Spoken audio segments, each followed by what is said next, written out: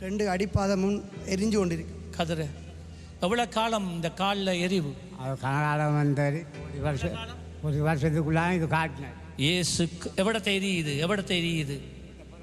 இயேசு கிறிஸ்துவின் நாமத்திலே பொல்லாதாவியே உன்னை நான் கடிந்து கொள்ளுகிறேன்.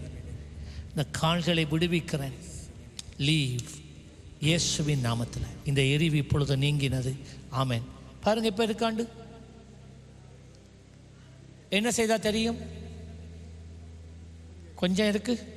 இயேசுவின் நாமத்தில் இப்பொழுது இந்த எரிவு இப்பொழுது நீங்குவதாக. வெளியே வா, உன்னை வெளியே எடுக்கிறேன்.